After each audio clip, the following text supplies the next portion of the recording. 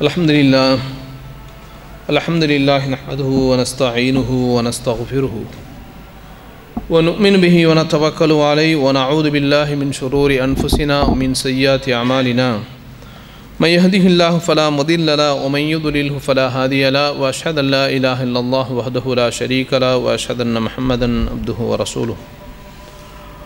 أما بعد فقد قال الله تعالى في القرآن العظيم والفرقان المجيد أعوذ بالله من الشيطان الرجيم بسم الله الرحمن الرحيم يا أيها الناس اتقوا ربكم الذي خلقكم من نفس واحدة وخلق منها زوجها وبث منهما رجالا كثيرا ونساء واتقوا الله الذي تساءلون به والأرحام إن الله كان عليكم رقيبا يا أيها الذين آمنوا اتقوا الله حق تقاته ولا تموتن إلا وأنتم مسلمون يا أيها الذين آمنوا اتقوا الله وقولوا قولا سديدا يصلح لكم أعمالكم ويغفر لكم ذنوبكم ومن يطع الله ورسوله فقد فاز فوزا عظيما. اللهم صل على محمد وعلى آل محمد كما صليت على إبراهيم وعلى آل إبراهيم إنك حميد مجيد. اللهم بارك على محمد وعلى آل محمد كما باركت على إبراهيم وعلى آل إبراهيم إنك حميد مجيد. அளவற்ற அருளாளனும் நிகரற்ற அன்புடையவனுமாகிய எல்லாமல்ல அல்லாஹ்விற்கு புகழ் அனைத்தும் ஸலவாத்தும் ஸலாமும் உத்தமத்துவ நபிகள் நாயகம் ஸல்லல்லாஹு அலைஹி வஸல்லம் அன்னவர்கள் மீதும் அன்னவருடைய குடும்பத்தவர்கள் உத்தம சஹாபாக்கள் நல்லவர்கள் நம் அனைவரின் மீதும் என்றென்றும் நலவுற்றுமாக. அன்புக்குரிய சகோதரர்களே, இன்றைக்கு வழங்கப்பட்டுள்ள தலைப்பு ஷுஹூதுல் லக யௌமல் கியாமா, மறுமை நாளின் சாட்சிகள் அப்படிங்கிற தலைப்பு இன்றைக்கு வழங்கப்பட்டிருக்கிறது. சாட்சிகள் என்பது இஸ்லாமிய சட்டத்திட்டங்களில் வழக்கங்களில் மிக முக்கியமான ஒன்று. ஏனென்று சொன்னால் ஒரு விஷயத்தை உறுதிப்படுத்துவதற்கும் அதனுடைய உண்மை நிலையை தெரிந்து கொள்வதற்கும் அடிப்படையாக இருக்கக்கூடிய ஒன்றுதான் சாட்சிகள். அதனால்தான் அல்லாஹ் திருமறையில் பல்வேறு செய்திகளை நமக்கு சொல்லி காமிக்கின்ற பொழுது இந்த சாட்சிகள் அப்படிங்கிற இந்த விஷயமும் சொல்லி காட்டப்படுகிறது. ஒருவர் பிறை பார்த்தலாக இருந்தாலும் சரி, அல்லது கணவன் மனைவிக்கு மத்தியில் ஏற்படக்கூடிய அந்த பிரச்சனைகளின் போது சாட்சிகளை வைத்து முடிவு செய்கிறது அப்படிங்கிற ஒரு நிலை இருக்கிறது. அதே போல் ஒருவர் இன்னொருவருக்கு கடன் கொடுக்கிறார் என்று சொன்னால் அந்த நேரத்திலும் சாட்சிகள் ஏற்படுத்தி கொள்ளுங்கள் என்று இப்படி பல்வேறு விஷயங்களில் இந்த சாட்சிகள் அப்படிங்கிறத ஏற்படுத்துங்கள் என்று மார்க்கம் நமக்கு சொல்லித் தருகிறது. அப்படி நீங்கள் சாட்சிக்காக அழைக்கப்பட்டால் நீங்கள் உண்மையாக போய் அந்த இடத்துல சரியான முறையில் உண்மையை சொல்லியும் நீங்கள் சாட்சி சொல்லுங்கள் என்று இந்த சாட்சிகள் சம்பந்தமாகவே இஸ்லாமிய மார்க்கம் நமக்கு நிறைய செய்திகளை நமக்கு சொல்லித் தருகிறது. அப்போ இந்த சாட்சிகள் மறுமை நாளில் எப்படி நமக்கு எதிராக வந்து நிற்கும், நமக்கு சாதகமாக பாதகமாக என்னென்ன விஷயங்கள் எல்லாம் மறுமையில் நமக்கு சாட்சி சொல்லும் என்பதை நாம் தெரிந்து கொள்ள கடமைப்பட்டிருக்கிறோம். அன்புக்குரிய சகோதரர்களே, அல்லாஹ் திருமறையில் சொல்கின்ற பொழுது وَكَذَلِكَ جَعَلْنَاكُمْ أُمَّةً وَسَطًا لِتَكُونُوا شُهَدَاءَ عَلَى النَّاسِ وَيَكُونَ الرَّسُولُ عَلَيْكُمْ شَهِيدًا. இவ்வாறு உங்களை நாம் ஒரு நடுநிலையான சமூகமாக நாம் ஆக்கியிருக்கிறோம். எதற்காக வேண்டி என்று சொன்னால், நீங்கள் பிற மக்களுக்கு சாட்சி சொல்பவர்களாக நீங்கள் இருப்பதற்காக வேண்டியும், தூதர் உங்களுக்கு எதிராக சாட்சி சொல்லக்கூடியவராக இருப்பதற்காக வேண்டியும் உங்களை நாம் ஒரு நடுநிலையான சமூகமாக நாம் ஆக்கியிருக்கிறோம் என்று அல்லாஹ் சொல்கிறோம். இப்போ இந்த உலகத்தில் எத்தனையோ சமூகம் வந்தது. பலமுள்ள சமூகம், அதிகமான அல்லாஹுடைய அருளை பெற்ற சமூகம், எத்தனையோ சமூகம் இந்த உலகத்திலே வாழ்ந்து சென்றாலும் அல்லாஹ் யாருக்கும் கொடுக்காத ஒரு சிறப்பை அல்லாஹுடைய தூதர் ஸல்லல்லாஹு அலைஹி வஸல்லம் அவருடைய இந்த சமூகத்திற்கு நீங்கள் ஒரு நடுநிலையான சமூகம் என்று அல்லாஹ் நமக்கு சொல்லி காமிக்கிறான். அப்போ ஏன் அல்லாஹ் நடுநிலையான சமூகம் என்று இந்த சமூகத்தை சொல்லுகிறான் என்று சொன்னால், நாம் கண்ணால் பார்த்திராத சில செய்திகளை அல்லாஹுடைய கூற்றின் அடிப்படையில் அல்லாஹ் தன்னுடைய திருமறையிலே வரலாற்று செய்திகளாக சொல்லியிருக்கக்கூடிய அந்த செய்திகளை ஆதாரமாக வைத்து நாம் நமக்கு முன் இருக்கக்கூடிய சமூகத்திற்கு சாட்சி சொல்லக்கூடியவர்களாக நாம் மாறிவிடுகிறோம்ங்கிற காரணத்தினால் நாம் ஒரு நடுநிலையான சமூகம் என்று அல்லாஹ் சொல்லி காமிக்கிறான். ஏன்னு சொன்னால் மறுமை நாளில் இந்த உலகத்தில் வந்திருக்கக்கூடிய அத்தனை இறை தூதர்களும் இந்த உலகத்திற்கு வந்திருக்கக்கூடிய அத்தனை சமூகமும் மறுமை நாளில் அல்லாஹ்விடத்திலே விசாரிக்கப்படுவார்கள். எப்படி விசாரிக்கப்படுவார்கள்? நபிமார்களை பொறுத்தவரையில் அல்லாஹுடைய தூது செய்திகளை உங்களுடைய சமூகத்துக்கு நீங்கள் சொன்னீர்களா என்று அவர்கள் விசாரிக்கப்படுவார்கள். அதேபோல் அந்த சமூகம் ஒவ்வொரு சமூகத்திற்கும் உங்களிடத்தில் இறை தூதர் வந்தாரா, உங்களுக்கு செய்தியை சொன்னாரா என்று சொல்லி அவர்களும் விசாரிக்கப்படுவார்கள். அப்போ இறை செய்தியை கொண்டு வந்தவரும் விசாரிக்கப்படுவார், இறை செய்தி யாருக்கு சொல்லப்பட்டதோ அவர்களும் என்ன செய்வாங்க, விசாரிக்கப்படுவார்கள் என்று அல்லாஹ் திருமறையில் இந்த வசனத்தின் மூலமாக நமக்கு சொல்லி காமிக்கிறான். அப்போ அப்படி வரக்கூடிய ஒரு சமூகம்தான் நூஹ் அலைஹிஸ்ஸலாத்து வஸ்ஸலாம் அவர்கள் வாழ்ந்த அந்த சமூகம். அந்த சமூகம் என்ன செய்கிறது என்று சொன்னால், அந்த சமூகம் அல்லாஹ்விடத்தில் வரவழைக்கப்பட்டு நாளை மறுமை நாளிலே அல்லாஹ் அந்த சமூகத்திடத்தில் கேட்பான், ஹல் பல்லகக்கும், உங்களிடத்தில் யாராவது செய்திகளை சொன்னார்களா, எத்தி வைத்தார்களா, அல்லாஹ்வுடைய செய்திகளை உங்களுக்கு எத்தி வைத்தார்களா என்று சொல்கின்ற பொழுது அந்த சமூகம் சொல்லுவார்களாம், மா அதானா மின் நதீரின், எங்களிடத்தில் எந்த எச்சரிக்கை செய்யக்கூடிய எவருமே வரவில்லையே என்று அவர்கள் சொல்லிவிடுவார்கள்.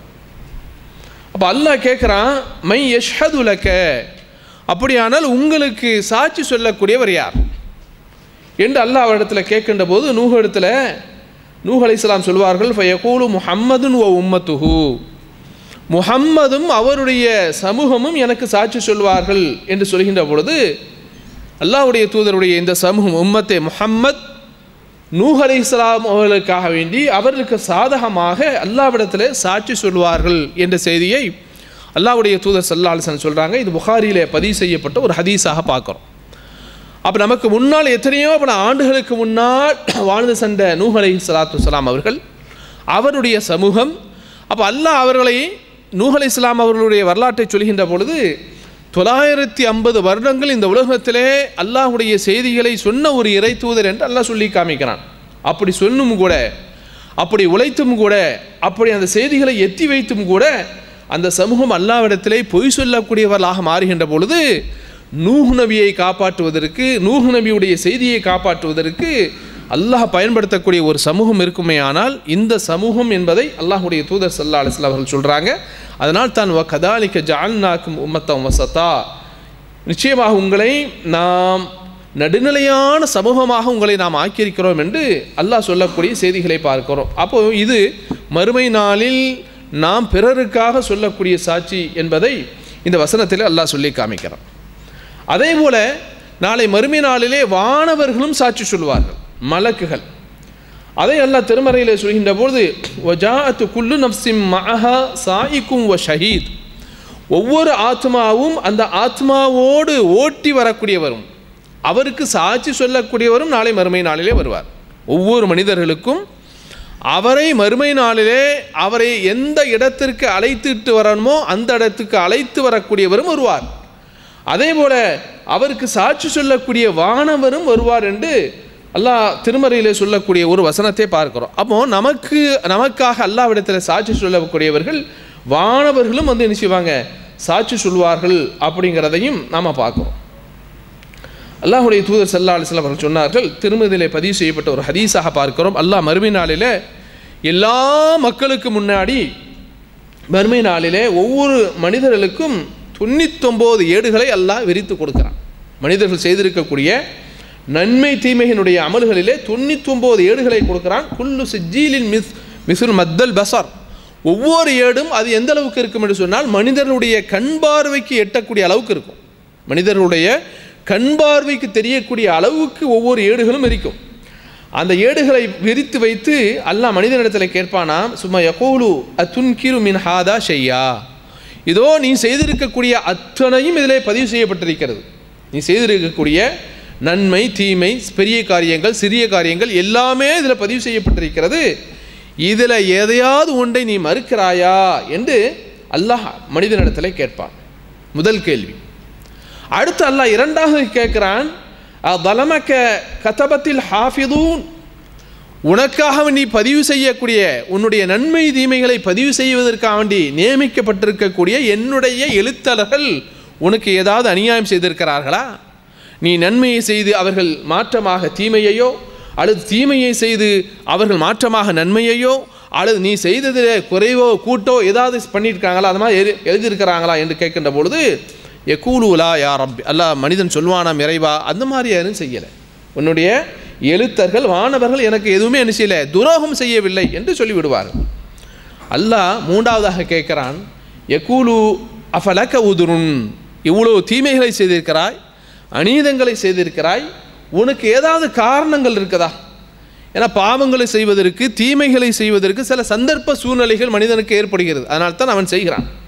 அப்போ உனக்கு ஏதாவது காரணங்கள் இருக்கிறதா என்று கேட்கின்ற பொழுது அவன் சொல்லுவானாம், இறைவா அதற்கு எந்த காரணமும் என்னால் சொல்ல முடியாது, இந்த உலகத்தில் தப்பிப்பதற்கு எந்த காரணமும் என்னிடத்தில் இல்லை என்று மனிதன் நிராசையாக ஆகின்ற பொழுது அல்லாஹ் சொல்வானாம், ஃபயகூலு பலா இன்னலக இந்தனா ஹசனா, நிச்சயமாக இன்றைய தினத்தில் நம்மிடத்திலே உனக்கு எல்லா விதமான நன்மைகளும் உண்டு, இன்றைய தினத்திலே உனக்கு எந்த அநீதமும் செய்யப்படாது என்று அல்லாஹ் 99 ஏடுகளை விரித்து வைத்த அல்லாஹ் 100வது ஒரு ஏட்டை அல்லாஹ் கொண்டு வர சொல்கிறான். அதில் அஷ்ஹது அல்லா இலாஹ இல்லல்லாஹ் வ அஷ்ஹது அன்ன முஹம்மதன் அப்துஹு வ ரசூலுஹு என்று சொல்லக்கூடிய ஒவ்வொரு முஸ்லீமும் சொல்லக்கூடிய இந்த கலிமா அந்த ஏட்டிலே பதிவு செய்யப்பட்டிருக்கிறது. அந்த ஏட்டை கொண்டு வர சொல்லி அல்லாஹ் சொல்வானாம், ஃபயகூலு உஹுதுர் வசனக, இதோ இந்த ஏட்டை வைத்து உன்னுடைய நன்மை தீமை ஏட்டில் வச்சு நிறுத்துக்கொள் என்று சொல்கின்ற பொழுது அல்லாஹ் அந்த ஏட்டை நெருக்கின்ற அவனுக்காக அந்த அடியானுக்கு நெருக்கின்ற பொழுது அந்த ஏடு இருக்கிறதே, அந்த ஏடு அவன் தீமைகள் செய்திருக்கக்கூடிய எல்லா ஏட்டையும் அது மிகைத்து இது எடையால் கூடிவிடும் என்று அல்லாஹுடைய தூதர் ஸல்லல்லாஹு அலைஹி வஸல்லம் அவர்கள் சொல்லக்கூடிய செய்திகளை பார்க்கிறோம். அப்போ அன்புக்குரிய சகோதரர்களே, நாம் சொல்லி இருக்கக்கூடிய கலிமா, இந்த கலிமாவும் பரிசுத்தமான கலிமா, உள்ளத்திலிருந்து அல்லாஹுக்கு இணை வைக்காமல் அல்லாஹுடைய விஷயத்தில் சந்தேகம் கொள்ளாமல் நாம் சொல்லி இருக்கக்கூடிய இந்த பரிசுத்தமான கலிமா இருக்குது பாருங்க, இதுவும் நாளை மறுமை நாளில் அல்லாஹ்விடத்திலே வந்து சாட்சி சொல்லும், நம்மை காப்பாற்றக்கூடிய ஒரு தருணத்தில் இது வந்து நிற்கும் என்பதையும் அல்லாஹுடைய தூதர் ஸல்லல்லாஹு அலைஹி வஸல்லம் அவர்கள் சொல்லக்கூடிய செய்திகளை பார்க்கிறோம். அதே போல் அன்புக்குரிய சகோதரர்களே, உலகத்தில் மனிதர்களை பொறுத்தவரையில் எங்கோ பிறந்திருப்பார்கள், எங்கோ வளர்ந்திருப்பார்கள், எங்கோ வசித்திருப்பார்கள், எங்கோ மரணித்திருப்பார்கள். இதுதான் இன்றைக்கு மனிதனுடைய வாழ்க்கை. எங்கேயோ பிறந்த மனிதன், எங்கேயோ படித்தான், எங்கேயோ வேலைக்கு சேர்ந்தான், ஏதோ ஒரு நாட்டிலே அவன் வாழ்ந்து கடைசி நேரத்தில் அங்கேயே மரணிக்கின்றான். இதுதான் மனிதனுடைய இன்றைக்கு வாழ்க்கையாக இருந்து கொண்டிருக்கிறது. இந்த நாம் கால் மிதித்த அத்தனை இடங்களும் நாளைக்கு மறுமையிலே அல்லாஹ்விடத்திலே சாட்சி சொல்லும். எந்த உலகத்தினுடைய எந்த பகுதிகளெல்லாம் நாம் கால் மிதித்தோமோ அந்த அத்தனை இடங்களும் அல்லாஹ்விடத்திலே சாட்சி சொல்லக்கூடியதாக மாறிவிடும். அல்லாஹ் திருமறையில் சொல்லி காமிக்கிறான், யௌமஇதின் துஹத்திஸு அக்பாரஹா பி அன்ன ரப்பக அவ்ஹாலஹா, அன்றைய நாளில் அது தன்னுடைய செய்திகளை அறிவிக்கும். எது அறிவிக்கும்? பூமி அறிவிக்கும். அல்லாஹ் அதனுடைய ரப்பு, உனது ரப்பு அதற்கு என்ன வகையாக அறிவித்திருக்கிறானோ அதை கொண்டு அந்த பூமி எந்தெந்த பகுதிகளில் மனிதன் வாழ்ந்தானோ, வசித்தானோ, கால் மிதித்தானோ, செயல்பட்டானோ அதை அது அறிவிக்கும் என்று அல்லாஹ் திருமறையில் சொல்கிறான். இந்த வசனத்திற்கு விளக்கம் சொல்கின்ற போது அல்லாஹ்வுடைய தூதர் சஹாபாக்கள்கிட்ட கேட்டாங்க, ததரூன மா அக்பாருஹா, அல்லாஹ் பூமி செய்திகளை அறிவிக்கும் என்று சொல்கிறானே, அது என்ன செய்தி என்று உங்களுக்கு தெரியுமா?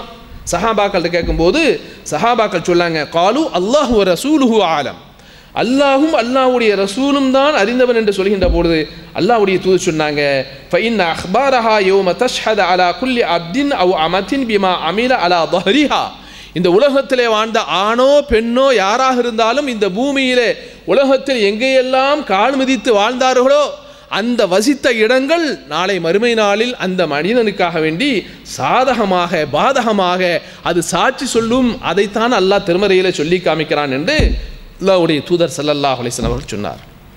எனவே அன்புக்குரிய சகோதரர்களாக இப்படி நாம் வசித்த இடங்கள் கூட மறுமை நாளில் அல்லாஹ்விடத்தில் வந்து சாட்சி சொல்லக்கூடியவைகளாக மாறும் என்பதை அல்லாஹ் இந்த வசனத்தின் மூலமாக சுட்டி காட்டுகிறான். அது மாத்திரமல்ல அன்புக்குரிய சகோதரர்களே, நாம் இந்த உலகத்திலே நாம் எதிர்நோக்கக்கூடிய, உலகத்திலே நாம் செய்யக்கூடிய நன்மைகளை நோக்கி நாம் எதிர்நோக்கக்கூடிய அத்தனை விஷயங்களும் ஆறுமே அல்லாஹ்விடத்திலே சாட்சி சொல்லும். அது சிறிய காரியமோ பெரிய காரியமோ, ஒரு விஷயத்தில் முயற்சி எடுக்கிறோம், இதற்கு நாம் உதவ வேண்டும், இதற்கு நாம் செய்ய வேண்டும், இந்த காரியத்தை முடித்து கொடுக்க வேண்டும்ங்கிற ஒரு நன்மையின் பக்கம் நாம் கால் எடுத்து வைக்கிறோம் பாருங்கள். இது கூட அல்லாஹ்விடத்தை நாளைக்கு சாட்சி சொல்லும். அல்லாஹ்வுடைய தூதர் ஸல்லல்லாஹு அலைஹி வஸல்லம் அவர்கள் முஸ்லிமில் பதிவு செய்யப்பட்ட ஒரு ஹதீஸை பார்க்குறோம். பனு சலமா என்று ஒரு கூட்டத்தார் இருக்கிறாங்க மதீனாவில். இந்த பனு சலமா கூட்டத்தினர் என்ன செய்கிறாங்க அப்படின்னா, இவர்கள் அந்த மஸ்ஜிது நபவி விட்டு ரொம்ப தூரமாக இருக்கிறாங்க. இன்றைக்கி நிறைய பேர் நம்ம எல்லாம் வீடுகள் பார்க்குறோம், வீடு கட்டுவதற்கு இடம் பார்க்குறோம். எங்கே பார்க்குறோம்? ஸ்கூல் இருக்குதா பக்கத்தில், ஆஸ்பத்திரி இருக்குதா, கடை வீதிகள் இருக்குதா, எல்லா வசதிகளும் இருக்கிறதா என்று பார்க்கக்கூடியவர்களும் ஒரு சாரார். இன்னும் சில சாரார் இருக்கிறாங்க, அவர்கள் எப்படி பார்க்குறாங்க? பக்கத்தில் பள்ளி இருக்குதா, 5 நேரம் தொழ முடியுமா, பள்ளிக்கு வந்து அடிக்கடி போக முடியுமா அப்படிங்கிற எண்ணத்தில் பார்க்கக்கூடியவர்களும் உண்டு. யாருடைய எண்ணத்தின் அடிப்படையில் அல்லாஹ் கூலி கொடுப்பான். அப்போ இந்த பனு சலமா என்ன செய்கிறாங்க அப்படின்னா, மஸ்ஜிது நபவி விட்டு தூரமாக இருக்கிறாங்க, அவருடைய வீடுகள் தூரமாக இருக்குது. அவர்களுக்கு ஒரு கவலை வருகிறது, இந்த பள்ளிவாசலுக்கு போகிறதுல நமக்கு சிரமம் இருக்குது, அல்லாஹ்வுடைய தூதருடைய செய்திகளை அடிக்கடி கேட்க முடியல, பள்ளிக்கு போகுவதில் சிரமம் இருக்கிறது என்று சொல்லி முடிவு செய்து என்ன செய்கிறாங்க அப்படின்னு சொன்னால், அந்த வீட்டை அப்படியே காலி பண்ணிவிட்டு இந்த மஸ்ஜிது நபவி பள்ளிக்கு பக்கத்தில் வந்து நம்ம குடியேறிடலாம், பள்ளிக்கு நமக்கு வசதியாக இருக்கும் போக்குவரத்துக்கு அப்படிங்கிற ஒரு முடிவை எடுக்கிறாங்க. இந்த செய்தி ரசூலுல்லாஹ்க்கு தெரியுது. அப்போ உங்க ஒரு பெரிய கூட்டம், ஒரு குடும்பம் இல்லை, பல குடும்பம், அந்த பல குடும்பமும் அப்படியே காலி பண்ணிவிட்டு பக்கத்தில் வரன்னு முடிவு எடுக்கிறாங்க. அப்போ ரசூலுல்லாஹ் கேட்டாங்க, இந்த மாதிரியாக நீங்கள் வீட்டை காலி பண்ணிவிட்டு இங்கே வர்றீங்களாமே, நான் கேள்விப்பட்டேன், இது உண்மையா அப்படிங்கிறாங்க. அப்போ பனு சலமா சொல்கிறாங்க, ஆமாம் அல்லாஹ்வுடைய தூதரே, எங்களுக்கு சிரமமாக இருக்குது, அதனால் நாங்கள் மஸ்ஜிது நபவி பக்கத்திலே வந்துடலான்னு முடிவு எடுத்துருக்குறோம். அப்படிங்கும்போது ரசூலுல்லாஹ் சொன்னாங்க, யா பனி சலமா தியாரக்கும் துக்குதப் ஆசாருக்கும், தியாரக்கும் துக்குதப் ஆசாருக்கும் இல்சமு தியாரக்கும் ஹாலியா. பனு சலமாவே, நீங்கள் வீட்டை காலி பண்ணாதீங்க, அங்கேயே இருங்க. ஏன்னா நீங்கள் அங்கேருந்து வரக்கூடிய ஒவ்வொரு எட்டிற்கும் நன்மை உண்டு. பள்ளிவாசலில் ஒரு பயானிற்காக, ஒரு திக்ர் செய்வதற்காக, ஒரு தொழுகைக்காக எதுக்கு நீங்கள் பள்ளிவாசலுக்கு காலடி நடையாக நீங்கள் வர்றீங்க பாருங்க, இந்த ஒவ்வொரு எட்டும் நாளை மறுமை நாளில் உங்களுக்கு சாட்சியாக வந்து நிற்கும், உங்களுக்கு நன்மை எழுதப்படும், உங்களுடைய காலடி அந்த தடத்திற்கெல்லாம் நன்மைகள் எழுதப்படும். எனவே மாற்றி விடாதீர்கள், அங்கேயே இருங்க, சிரமம் எடுத்தேன்னு என்ன செய்யுங்க, பள்ளிவாசலுக்கு வாருங்கள் என்று அல்லாஹ்வுடைய தூதர் ஸல்லல்லாஹு அலைஹி வஸல்லம் அவர்கள் சொன்னார்கள் என்று சொன்னால், அப்போ நாம் செய்யக்கூடிய காரியங்கள், நன்மையின் பக்கம் நாம் முன்னோக்கக்கூடிய நடக்கக்கூடிய இவைகள் கூட நாளைக்கு சாட்சிகளாக வந்து நிற்கும் என்பதையும் நாம் புரிந்து கொள்ள வேண்டும். அதுபோல் அன்புக்குரிய சகோதரர்களே, நல்ல காரியங்கள் அனைத்துமே மறுமை நாளில் சாட்சியாக இருக்கும். அல்லாஹ் திருமறையில் சொல்கின்ற போது, இன்னா நஹ்னு நுஹீல் மௌதா வ நக்துபு மா கத்தமு ஆசாரஹும் வ குல்ல ஷைஇன் அஹ்ஸைனாஹு ஃபீ இமாமின் முபீன் என்று அல்லாஹ் குர்ஆனில் சொல்லி காமிக்கிறான். நிச்சயமாக நாம் இறந்தவர்களை உயிர்ப்பிக்கிறோம். அது மாத்திரமல்ல, அவர்கள் எதையெல்லாம் முற்படுத்தி வைத்திருக்கிறார்களோ அந்த அடிச்சுவடுகளையும் நாம் என்ன செய்திருக்கிறோம், பதிவு செய்து வைத்திருக்கிறோம் என்று அல்லாஹ் குர்ஆனில் சொல்லி காமிக்கிறான். அப்போ இந்த உலகத்தில் நாம் வாழக்கூடிய காலங்களில் நாம் செய்திருக்கக்கூடிய அத்தனை நன்மைகளும் அல்லாஹ்விடத்தில் பதிவு செய்யப்படுகிறது. எந்த அளவுக்கு என்று சொன்னால், அல்லாஹ்வுடைய தூதர் ஸல்லல்லாஹு அலைஹி வஸல்லம் அவர்கள் புகாரியில் ஒரு ஹதீஸை பார்க்குறோம். ஒரு சஹாபியை பார்த்து கேட்குறாங்க, அந்த சஹாபிகிட்ட கேட்குறாங்க, தோழரே, நீர் உனக்கு காடுகளும் ஆடுகளும் இருப்பதை நீர் பிரியப்படுகிறீர் அப்படியான்னு கேட்குறாங்க. காடுகளும் விவசாய நிலங்களும் ஆடுகளும் வைத்திருப்பது அந்த சஹாபிக்கு விருப்பம். அப்படி கேட்கும்போது ரசூலுல்லாஹ் அவர் ஆமாங்கிறார். அப்போ ரசூலுல்லாஹ் சொன்னாங்க, அப்போ அவர் எங்கே வசிக்கிறாரு? காட்டில் வசிக்கிறார். மனிதர்கள் வாழக்கூடிய இடங்கள் இல்லை, அங்கே பள்ளிவாசல் இல்லை, வீடுகள் இல்லை, கடைகள் இல்லை, எதுவும் இல்லை, எங்கேயோ ஒரு காடு. அந்த காட்டுக்குள்ளே ஆட்டை மேய்ச்சி வச்சுக்கிட்டு அங்கே கொஞ்சம் விவசாயத்தை பார்த்துக்கிட்டு இருக்கிறார். அப்போ ரசூலுல்லாஹ் சொன்னாங்க அவரை பார்த்து, இந்த மாதிரியான இடத்துல யாருமே மனிதர்கள் இல்லாத இடத்தில் நீ வசித்தாலும் கூட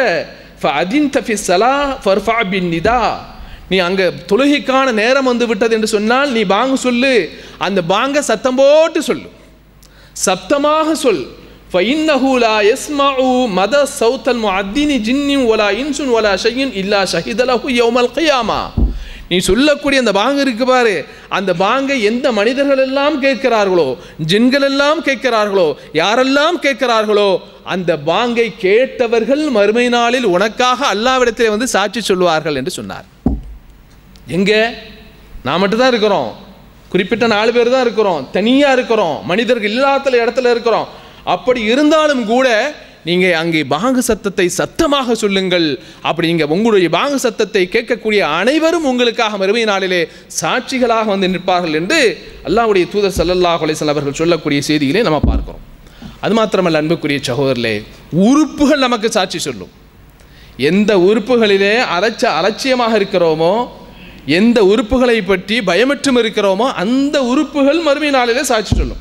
அல்லாஹ் திருமறையில் சொல்கின்ற போது, அல் யௌம நக்திமு அலா அஃப்வாஹிஹிம் வ துகல்லிமுனா ஐதீஹிம் வ தஷ்ஹது அர்ஜுலுஹும் பிமா கானு யக்ஸிபூன். இன்றைய தினத்திலே அவருடைய வாய்க்கு நம்ம பூட்டு போடுவோம், அவனுடைய கைகளும் கால்களும் நம்ம இடத்துல பேசும் என்று சாட்சி சொல்லும் என்றும் அல்லாஹ் திருமறையில் சொல்லி காமிக்கிறான். எப்படி பேசும் என்று சொன்னால், அல்லாஹ்வுடைய தூதர் ஸல்லல்லாஹு அலைஹி வஸல்லம் அவர்கள் சொல்கிறாங்க. இப்னு ஹிப்பானில் ஒரு ஹதீஸை பார்க்குறோம். ஒரு நாள் சஹாபாக்களோட ரசூலுல்லாஹ் இருக்கிறாங்க. இருக்கும்போது சிரிக்கிறாங்க. சிரிக்கும்போது சஹாபாக்கள்கிட்ட கேட்டாங்க, ஹல் ததுரூன மிம்மா அத்ஹக், தோழர்களே நான் சிரித்தேனே, ஏன் சிரித்தேன்னு உங்களுக்கு தெரியுமா? ரசூலுல்லாஹ் சிரிக்கிறாங்கன்னா சாதாரணமாக சிரிக்க மாட்டாங்க. அங்கே ஏதோ வில்லங்க இருக்குது, அங்கே ஏதோ பிரச்சனை இருக்குது, அங்கே ஏதோ கேலிகள் இருக்கிறது, அதனால தான் ரசூலுல்லாஹ் சிரித்தாங்க.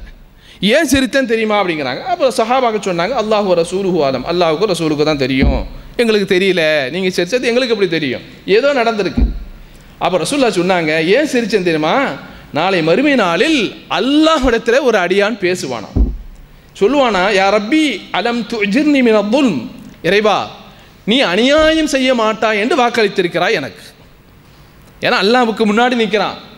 அல்லாஹ் வந்து என்ன செய்யணும், அவனை காப்பாற்றுறதா, அவன் மீது இறக்கப்படுறதா, இல்லை அவனை கொண்டு நரகத்தில் உள்ளே தள்ளுறதா, அவன் செய்த நன்மைக்கு என்ன செய்த கூலி கொடுக்கிறதா, தீமையை முற்படுத்தி அவருக்கு தண்டனை கொடுப்பதா, இது அல்லாஹ்வுடைய கையில் இருக்குது. அப்படி நீ அநியாயம் செய்ய மாட்டாய் என்று எனக்கு வாக்களித்திருக்கிறாயே என்று சொல்கின்ற போது, கேள்வி கேட்குறது யார் கேட்குறாங்க? அடியான்னு கேட்குறான். அல்லாஹ் பதில் சொல்கிறாரு. அல்லாஹ் பதில் சொல்கிறான், ஆமாம் பலா, நான் உனக்கு அநியாயம் செய்ய மாட்டேன் தான், நான் வாக்களித்திருக்கிறேன், உனக்கு எந்த அநீதியத்தையும் நான் செய்ய மாட்டேன் என்று படைத்த ரப்பு, ஓனர், எஜமானன், அவன் பதில் சொல்கிறான். அப்போ அல்லாஹ் சொல்வானாம், ஃபைன்னி லா யஜீசு அலா நஃப்ஸி இல்லா, மனிதன் சொல்வானாம், ஃபைன்னி லா உஜீசு அலா நஃப்ஸி இல்லா ஷாஹிதமின், என்னை கொண்டு இப்போ நிறுத்தி வச்சிருக்கிற, என் விஷயத்தில் நான் நம்பணும்னா எனக்கு ஒரு சாட்சியை கூட்டுவான், எனக்கு ஒரு சாட்சியை கூட்டு வந்து நிறுத்து, இப்போ தான் நான் செய்த நன்மையா தீமையா, ஏன் செய்தேன், எதை செய்தேன், குறைச்சி செய்தேன், கூட்டதா செய்தேன் என்பதை எல்லாம் நான் ஏற்றுக்கொள்வேன், எனக்கு ஒரு சாட்சியை கொண்டு வா என்று யார்கிட்ட போய் பேசுகிறான் பாருங்க, ரப்புட்ட போய் பேசுகிறான் அடியான். இப்போ அல்லாஹ் சொல்வானாம், கஃபா பி நஃப்ஸிகல் யௌம அலைக ஷஹீதன் வபில் கிராமில் காத்திபீன அலைக ஷஹீதா, இன்றைய தினம் உன்னிடத்திலேயே ஒரு சாட்சி இருக்குது, வெளியெல்லாம் நான் உன் கொண்டு வர தேவையில்லப்பா, ஊருக்காரன், நண்பன், மனைவி, அப்பா, அம்மா, பக்கத்தில் வேலை செய்தான், இவெல்லாம் கிடையாது, உன்னிடத்திலேயே உனக்கு நான் ஒரு சாட்சியை கொண்டு வருகிறேன், உனக்காக எழுதினார்களே எழுத்தர்கள், வானவர்கள், அவர்களும் உனக்கு போதுமானவர்கள் என்று சொல்லிட்டு அவ்வளவு நேரம் பேச வாய்ப்பு கொடுத்த அல்லாஹ் அதோடு அவன் வாயை மூடிடுவான். அத்தோடு அவனுடைய வாய்க்கு மூடிட்டு அல்லாஹ் என்ன செய்வானாம், இன்திக்கி பேசுன்னு அல்லாஹ் ஆர்டர் கொடுப்பான். பேசு என்று சொன்ன உடனே ஃபதன்திகு பிஅமாலிஹி, அவன் செய்த செயல்களை எல்லாம் அவனுடைய கால்களும் அவனுடைய கையும் அவனுக்கு எதிரான சாட்சிகள் சொல்லும். யாரு? நம்முடைய உறுப்புகள், நாம் பயன்படுத்தியவை, நாம் பாதுகாத்தவை, இந்த உறுப்புகள் அல்லாஹ்விடத்திலே சாட்சி சொல்லும். அப்போ எல்லாம் சொல்லி அது பேசி முடித்த உடனே இந்த அடியான் சொல்லுவானா, ஃபயகூலு புதன் லகுன்ன வசுஹகன் ஃபஅன்குன்ன குன்து உனாதிர், எனக்கு எதிராக நீ சாட்சி சொல்கிறாயா, உனக்கு நாசம் உண்டாகட்டும். எந்த உறுப்புங்க, எந்த உறுப்பை பாதுகாத்தானோ, எந்த உறுப்பில் ஒரு சின்ன காயமும் வெட்டோ, ஒரு தீக்காயங்களோ, ஒரு சின்ன பொக்களங்களோ வந்து விட்டால் கூட பதறி போய் அதற்காக மருத்துவம் பார்ப்பானோ மனிதன், இந்த உறுப்புகளுக்கு எதிராக மறுமை நாளிலே அந்த உறுப்புகளை அல்லாஹ்வுடைய சபையிலே திட்டுவான் என்று அல்லாஹ்வுடைய தூதர் ஸல்லல்லாஹு அலைஹி வஸல்லம் அவர்கள் சொல்லக்கூடிய செய்தியை நான் பார்க்கிறோம். எனவே அன்புக்குரிய சகோதரர்களே, ஆக மறுமை நாளில் நாம் இந்த உலகத்திலே தன்னந்தனி கோட்டைக்குள்ளே வாழ்ந்தாலும் நமக்கு எதிராக பாதகமாக சாதகமாக சாட்சி சொல்லக்கூடிய பல்வேறு விஷயங்கள் உண்டு. குறிப்பாக ஒன்றை மறந்து விடாதீர்கள், இந்த உலகத்தில் வாழ்கின்ற பொழுது நம்மை பற்றி பிறர் எப்படி சொல்லணும்னா, இவர் நல்லவர், இவர் நல்லவர், இவர் தூய்மையானவர், நல்ல மனிதர் என்று சாட்சி சொல்லக்கூடியவர்களாக இந்த உலகத்தில் வாழும். இதுதான் நம்ம முக்கியமானது. ஏன்னா இதுவும் எல்லா இடத்துல சாட்சி சொல்லும். அயோக்கியன், ஒன்றுக்கும் உதவாதவன், இவன் எப்படா போவான், இவன் எப்போ காலியாவான், ரொம்ப மோசமானவன், அயோக்கியவன் என்று சொல்லி நம்மை வசைபாடி நம்மளை நினைச்சக்கூடாது. மக்கள் சாட்சி சொல்லக்கூடாது, நம்மளை நல்லவர்கள் என்று சாட்சி சொல்லணும். அதையும் ஹதீஸில் நம்ம பார்க்குறோம். முஸ்லீமில் அல்லாஹ்வுடைய தூதர் பதிவு செய்யப்பட்ட ஹதீஸ். 2 ஜனாசா கொண்டு போகப்படுது. ஒரு ஜனாசா மக்கள் எல்லாம் சொன்னாங்க வஜபத் ரசூலா சொல்கிறாங்க வஜபத்துங்கிறாங்க, இவருக்கு கடமையாகிவிட்டதுன்னாங்க. 2ஆவது ஜனாசா கொண்டு போகிறாங்க, அப்பவும் இதே சொன்னாங்க. அப்போ சஹாபாக்கள் என்ன செய்கிறாங்க, கேட்டாங்க, அல்லாஹ்வுடைய தூதரே முதல் ஜனாசாவுக்கும் இதே வார்த்தை தான் சொன்னீங்க, 2வது போகக்கூடிய அந்த உடலுக்கும் இதே வார்த்தை தானே சொன்னீங்க, என்ன காரணம் அப்படிங்கும்போது ரசூலுல்லாஹ் சொன்னாங்க, முதல்ல ஜனாசா கொண்டு போகப்பட்டது பாருங்க, அந்த ஜனாசாவை கொண்டு போகும்போதே மக்கள் சொன்னார்கள் இவன் அயோக்கியவன், கெடுதலைக்காரன், மோசடிக்காரன், அப்படி இப்படின்னு சொல்லி கடுமையாக என்ன செய்தாங்க, அவன் செய்த தீமைகளை, சமூகத்திலே அவன் செய்திருக்கக்கூடிய அட்டகாசங்கள் தீமைகளே சொல்லி என்ன செய்தாங்க, சாட்சி சொன்னார்கள். அவர் சொல்கின்ற பொழுது வஜபத்து நான் சொன்னேன், அது கடமையாகிவிட்டதுன்னு சொன்னேன். அவன் போகக்கூடிய இடம் முடிஞ்சு போச்சு. அடுத்து 2வது ஜனாசா கொண்டு போனாங்க பாருங்க, அந்த நேரத்தில் மக்கள் சொன்னார்கள் அவன் செய்திருக்கக்கூடிய நன்மையை சொன்னார்கள், அவன் நல்லவன், சமூகத்துக்கு அவனை பாடுபட்டவன், பிறருக்கு உதவியவன், ஏழைகளுக்கு கொடுத்தவன், அனாதைகளுக்கு கொடுத்தவன், எல்லா விஷயங்களையும் நன்மையான காரியங்களிலே முன்னின்று நடத்தியவன். அப்போ அவனை கொண்டு போகும்போது சொன்னாங்க, நன்மையை சொன்னார்கள். எனவே நான் அவனுக்கு வஜபத் கடமையாகிவிட்டது என்று சொன்னேன். எனவே அன்தும் ஷுஹதா உல்லாஹி ஃபில்லார், இந்த பூமியிலே நீங்கள் வாழ்கின்ற பொழுதே அல்லாஹ்வுடைய சாட்சியாளர்களாக மாறுகின்றீர்கள். நீங்கள் யார் என்பதை நீங்கள் முடிவு செய்து கொள்ளுங்கள். இந்த உலகத்தில் நீங்கள் மக்களால், மக்களுடைய நாவுகளால், மக்களுடைய வாய்களால், மக்களுடைய பேச்சுகளால் சொல்லப்படக்கூடிய சாட்சிகள். நீங்கள் மக்கள் உங்களுக்கு எப்படி சாட்சி சொல்ல வேண்டும்? உங்களுடைய ஜனாசாவை தூக்கிட்டு போகும்போது உங்களை மக்கள் சுமந்து செல்கின்ற பொழுது நல்லவன் போய்விட்டான் என்று வருத்தப்படுவதா, சனியன் தொலைஞ்சு போச்சே அப்படின்னு தொலைஞ்சு போட்டோன்னு உங்களுக்கு அவனை திட்டணுமா என்பதை நீங்கள் முடிவு செய்து கொள்ளுங்கள் என்று அல்லாஹ்வுடைய தூதர் ஸல்லல்லாஹு அலைஹி வஸல்லம் அவர்கள் சொல்ல அந்த செய்திகளையும் பார்க்குறோம். எனவே இந்த உலகத்தில் வாழக்கூடிய காலங்களிலே நமக்கு நல்லவர்கள் என்று மக்கள் எல்லாம் சாட்சி சொல்லக்கூடியவர்களாக இந்த உலகத்தில் வாழ்ந்து மடியக்கூடிய பாக்கியத்தை நம்ம அனைவருக்கும் தந்தருள்வானா.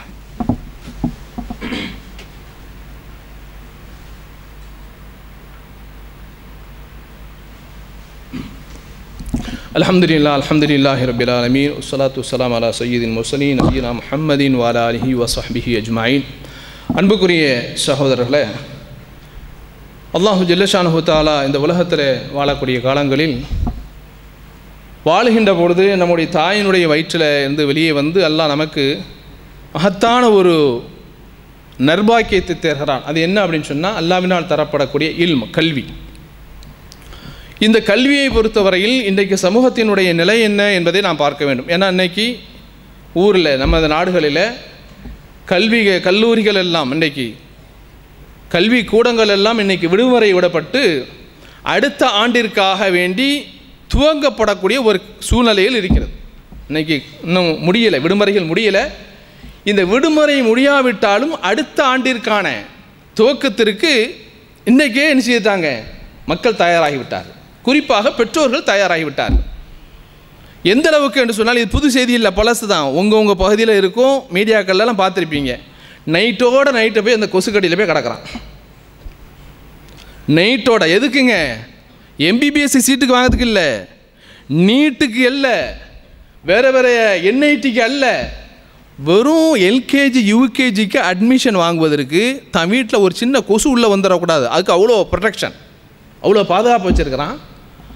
பார்த்து அந்த எல்கேஜி யூகேஜிக்கு அட்மிஷன் கிடைக்கிறதுக்காக வேண்டி அந்த கல்லூரி பள்ளியினுடைய அந்த வளாகத்தில் வந்து என்ன செய்கிறான்னா படுத்து கிடக்கிறாங்க. சாப்பாடை கட்டி கொண்டு போய் என்ன செய்கிறான், கிடக்கிறான். கடந்து எப்படியாவது என் பிள்ளைய அந்த ஸ்கூலில் சேர்த்துடணும். ஏன்னா நேரடியான சொர்க்கம், அந்த ஸ்கூலில் படிச்சுட்டா சொர்க்கத்துக்கு எங்கே போயிடலாம், டைரக்ட். அப்படி தான் இருக்குது மக்களுடைய மனநிலை. அதில் ஒரு சில ஊர்களை நாம் பார்த்தோன்னா அங்கே சில புர்காக்களும் நிற்கிறது. ஏன்னா மீடியாவில் தான் எல்லாம் எடுத்துட்றானே, டிவிக்காரன் எல்லாத்தையும் எடுத்துட்றான், எந்த ஊரில் என்ன நடக்குன்னு பார்க்குறான். அதில் சில புர்காக்களும் இருக்குது. அப்போ நான் இதை ஏன் குறை சொல்கிறேன் அப்படின்னா, ஒட்டுமொத்தமாக குறை சொல்லலை. நல்ல பிள்ளைகளை தரமுள்ள பள்ளிகளிலே, தரம் வாய்ந்த கல்லூரிகளிலே படிக்க வைக்க வேண்டும். நம்முடைய பிள்ளைகள் நல்லா செய்யணும், நல்ல முறையில் நாளைக்கு சைன் பண்ணணும், பெரிய ஆளாக வரணுங்கிறதுல மாற்றுக்கருத்தில் எல்லா பெற்றோர்களுக்கும் இது இருக்கும். நான் என்ன கேட்குறேன்னா, இவ்வளோ கடுமையான முயற்சிகள் எடுத்து இரவோட இரவாக போய் அந்த நடு ரோட்டில் படுத்து கொசுக்கடியில் படுத்து என்ன நேரத்தோடு போய் அவன்கிட்ட போய் டோக்கன் வாங்கணும், அந்த அட்மிஷன் கிடைக்கணும், ஃபார்ம் கிடைக்கணும்னு சொல்லி முயற்சி செய்யக்கூடிய நாம் மார்க்க விஷயத்தில் என்ன முயற்சி செய்கிறோம்? எனக்கும் சேர்த்து தான். அப்போ நான் மட்டும் இதில் விதிவிலக்கு இல்லை, நானும் இதில் அடங்கி தான் இருக்கிறேன். எல்லாத்துக்கும் சேர்த்து தான் இந்த கேள்வி. என்ன செய்தோம்? மார்க்கத்தை நம்முடைய பிள்ளைகள், ஆண் பிள்ளையோ பெண் பிள்ளைகளோ, இது படிக்கணும் அப்படிங்கிறதுக்கு நாம் என்ன கற்றுக் கொடுத்தோம்? என்ன முயற்சி செய்தோம்? இந்த உலக கல்விக்கு எடுக்கக்கூடிய முயற்சிகளில் அது நீங்கள் எவ்வளோ குறைத்து சொன்னாலும் நாம் அதில் குறைக்க தான் செய்யணும். என்ன முயற்சி எடுத்திருக்கிறோம்? அப்போ முயற்சி எடுக்கலை. ஏன்? எது நமக்கு தெரியுது? உலக கல்வி தான் கண் முன்னாடி தெரிகிறதே தவிர அல்லாஹ்வும் அல்லாஹ்வுடைய தூதரும் இந்த உலகத்தில் கொண்டு தந்திருக்கக்கூடிய இந்த மார்க்க கல்வி பின்னுக்கு தள்ளப்படுகிறது. இப்படி பின்னுக்கு தள்ளப்படுறதுனால என்ன சமூகத்தில் சீரழிவு நடக்கு? அப்பா அம்மாவை விட்டு ஓடிடுறான், பொண்டாட்டியை விட்டுட்டு ஓடுறான். அப்பா அம்மாவை எப்படி காப்பாற்றணும்னு தெரியல. சில 2 தினங்களுக்கு முன்னால் ஒரு காட்சியை பார்த்திருப்பீர்கள். காட்சியை பார்த்தீங்கன்னா யாரும் அழாமல் இருக்க மாட்டேன். பெரம்பலூர் மாவட்டத்தில் ஒரு தந்தை தன்னுடைய, ஏன்னா அதுவும் டிவியில் தான் ஓடுது, சிசிடிவியில் அழகாக எடுத்துட்டான். தந்தை வீட்டுக்கு வெளியில் போர்ட்டிக்கோல உட்காந்துருக்காரு. மகன் வந்து இந்த பாக்ஸிங் குத்துவான் பாருங்க, அந்த மாதிரி குத்துறாங்க. வயதான தந்தை வீட்டில் இருக்கார், ஓய்வு எடுத்துகிட்டு இருக்கிறாரு. அவரை பாக்ஸிங் குத்துறான், கண்ணாமண்ணா நடிக்கிறான். ஏதோ வந்து கொலைகாரனையும் கொள்ளைகாரனையும் அடிப்பதை போல் அடித்து மயங்க விழுகிறார். சொந்த பந்தங்கள் வந்து அவனை காப்பாற்றுறாங்க. ஆஸ்பத்திரியில் கொண்டு சேர்த்தாங்க. நீ காலைல நியூஸை பார்க்குறான், ஆள் போட்டுன்னு போயிட்டார். ஹார்ட் அட்டாக் வந்து அவரே இறந்துட்டார். எதுக்கு? என்ன பிரச்சனை தெரியுமா? சொத்து கொடுக்கலையாம், வேற ஒன்றும் பிரச்சனை இல்லை. சொத்து கொடுக்காத காரணத்தினால் வீட்டுக்கு முன்னாலே அமர்ந்திருக்கக்கூடிய தந்தையை மகன் வந்து குத்தி அடிக்கிறான், கொலைகாரனை போல தாக்குகிறான். அப்போ என்ன இருக்கு? அப்போ பிள்ளைகளை வந்து பிள்ளைகளுக்கு மார்க்கத்தை சொல்லி கொடுத்தால்தான் அந்த பெற்றோர்களுடைய அந்தஸ்து, கண்ணியம், மரியாதை எல்லாம் தெரியும். நீங்கள் சொல்லிக் கொடுக்கலையே. நம்ம சொல்லிக் கொடுக்காதனால வயதான காலத்தில் அதை எண்ணி வருத்தப்படுகிறோம். என் பிள்ளைக்கு மார்க்கம் இல்லையே, மார்க்கத்தை சொல்லிக் கொடுக்கலையே, அதனால தான் நான் இந்த இவ்வளோ கஷ்டத்தை சிரமங்களை தாங்கிக் கொள்கிறேன், இவ்வளோ பெரிய சிரமங்களை அனுபவிக்கிறேன் என்று சொல்லக்கூடிய எத்தனை பெற்றோர்களை பார்க்கிறோம். அன்புக்குரிய சகோதரர்களே, மார்க்கத்தை சொல்லிக் கொடுங்க. அந்த மார்க்கத்தை வந்து ஹலால் ஹராம் என்னங்கிறத சொல்லிக் கொடுங்க. எந்த ஆடையை உடுக்கணும், எந்த ஆடையை உடுக்கக்கூடாது பிள்ளைகளுக்கு சொல்லிக் கொடுக்கக்கூடிய கடமை பெற்றோர்களுக்கு இருக்கிறது. நீங்கள் பார்த்தீங்கன்னா குருவி கூடு மாதிரி வச்சுட்டு வரான். காலேஜில் படிக்கக்கூடிய பிள்ளைங்களை பார்த்தீங்கன்னா குருவி கூடு தான். 2 குருவியை கொண்டு விட்டால் அது உள்ளே குஞ்சு பொறிச்சு முட்டை வச்சு குஞ்சையும் வெளியே தள்ளிடும். அப்படி வச்சுட்டு வரான். ஹேர் கட்டிங் பார்த்தீங்கன்னா இஸ்லாம் சொல்லக்கூடிய ஹேர் கட்டிங் இல்லை. அவனை ட்ரெஸ் ஸ்டைலை பார்த்தீங்கன்னு சொன்னால் இஸ்லாம் சொல்லக்கூடிய அடிப்படையில் இல்லை. ஏன்? இதெல்லாம் மார்க்கம் இல்லை. என்னைக்கு இந்த மார்க்கம் உள்ளத்தை தைக்கிறதோ அப்பொழுதுதான் பெற்றோர்களை கவனிப்பான். பெற்றோர்களை எந்த சந்தர்ப்பத்திலும் விட்டுட்டு போக மாட்டான் தனியாக. மனைவி ஒன்றை சொன்னாலும் சரிதான், மனைவிக்கு மாமியாருக்கு மத்தியில் எப்படி பேலன்ஸ் பண்ணணும், அம்மாவுக்கு மனைவிக்கு மத்தியில் எப்படி பேலன்ஸ் பண்ணணும், இப்படி எல்லா விஷயங்களும் மார்க்க நமக்கு ஒழுக்கங்களை சொல்லித் தருகிறது என்று சொன்னால் அந்த மார்க்கத்தை கல்வியை இன்னைக்கு பின்னாடி போட்டோம். நிலைமை என்ன தெரியுமா? நான் கேள்விப்பட்டேன். நான் படித்த மதரசாவில் நான் படித்த 93 வருஷத்தை எண்ணி பாருங்க. இன்றைக்கி மதரசாக்களுடைய நிலை என்ன தெரியுமா? கார் போட்டுட்டு ஊர் ஊராக சுற்றுறாங்க புள்ள பிடிக்கிறதுக்கு. அஸ்தக்ஃபிருல்லாஹ். பெரிய பெரிய உலமாக்களை உருவாக்கி இருக்கக்கூடிய மதரசா இன்றைக்கி இங்கே, ஏன்னா வக்ஃபு இருக்குது, சொத்து இருக்குங்க, சொத்தை எழுதி வச்சுட்டு போயிட்டாங்க. இந்த மதரசாவுக்கு இவ்வளோ சொத்து இருக்குங்க, மாதத்து வருமானம் வருது, மாதத்துக்கு தான் நடத்தி ஆகணும், வேறு எதுக்கும் கொடுக்கக்கூடாது. பிள்ளைகள் இல்லை படிப்பதற்கு, மதரசாவிலே படிப்பதற்கு பிள்ளைகள் இல்லை. ஏன்? கார் போட்டு ஆள் பிள்ளைகளை இன்னைக்கு தேட முடியுமா? உலக கல்விக்கு எவனா தேடுறானா? இல்லையே. வாசலில் போய் குமிஞ்சு கிடக்கிறான், ரெக்கமெண்ட் கிடைக்குமான்னு பார்க்குறான். எவராவது எம்பி கிடைப்பாரா, எம்எல்ஏ கிடைப்பாரா, ஒரு கவுன்சிலர் கிடைப்பாரா, ஒரு அரசியல்வாதி கிடைப்பாரா? என் பிள்ளை எப்படியாவது உள்ள கொண்டு சேர்த்தணும் இருக்கா இல்லையா? எல்லோரும் இது விதிவிலக்கு இல்லையே. அப்போ அன்புக்குரிய சகோதரர்களே, உங்களை காப்பாற்ற வேண்டும், உங்களை மறுமை நாளிலே உங்களுக்கு எதிராக சாட்சி சொல்லக்கூடியவர்களாக இருக்காமல் இருக்க வேண்டும். உங்களுக்காக நீ மரணித்த பிறகு பிரார்த்தனை செய்ய வேண்டும் என்று சொன்னால் ஏதோ ஒரு வகையில் நீங்கள் மதரசாவில் சேர்க்க நான் சொல்லலை, ஏன்னா மதரசாவுடைய நிலைமை அது வேற மாதிரி பேசணும். நான் மதரசாவில் சேர்க்க வேண்டும் என்று சொல்லவில்லை.